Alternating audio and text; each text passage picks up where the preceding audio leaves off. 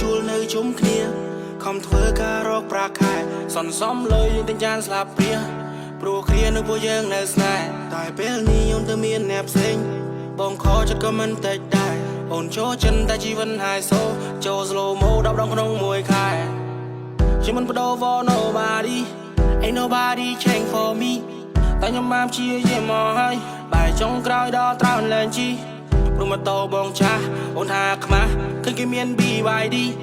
អូនថាលុយគេក្រាស់ចិត្តគេបោកប្រាស់ចេញតែចោះ HBB ប្រាំបងថាអូនចេញទៅហើយ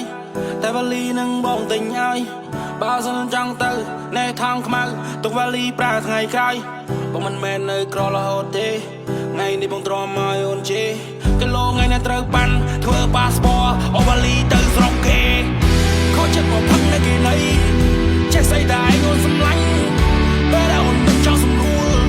ទៅដឹងថាកែស្វឹងវាឆ្ងាញ់កុំភ្លេចលុយខ្លាយខនដូជួលអូនឯងកុំចង់គេប្រវាញ់ខ្លួនធ្វើខុសហើយមិនទទួលបងស្រួលពេកខ្លាចជាអ្នកចាញ់យំ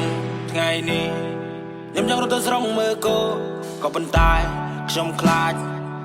ថាគេថាខ្ញុំចូលធ្វើការរកលុយ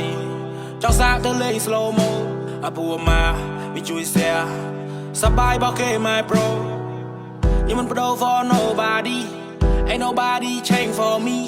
តែខ្ញុំបានព្យាយាមមកហើយបែរចុងក្រោយដល់ត្រង់លែងជីព្រោះម៉ូតូបងចាស់អូនថាខ្មាស់ឃើញគេមាន BYD អូនថាលុយគេក្រាស់ចិត្តគេបោកប្រាស់ចេញតែចោះ HBB ប្រាំបងថាអូនចេញទៅហើយតែវ៉ាលីនឹងបងទិញឲ្យបើសិនចង់ទៅណែថងខ្មៅទុកវ៉ាលីប្រើថ្ងៃក្រោយបងមិនមែននៅក្ររហូតទេថ្ងៃនេះបងទ្រាំឲ្យអូនជេគីឡូថ្ងៃនេះត្រូវប៉ាន់ធ្វើប៉ាសពតអូវ៉ាលីទៅស្រុកគេខូចចិត្តមកផឹកនៅគេណីចេះស្អីដែរអូនសម្លាញ់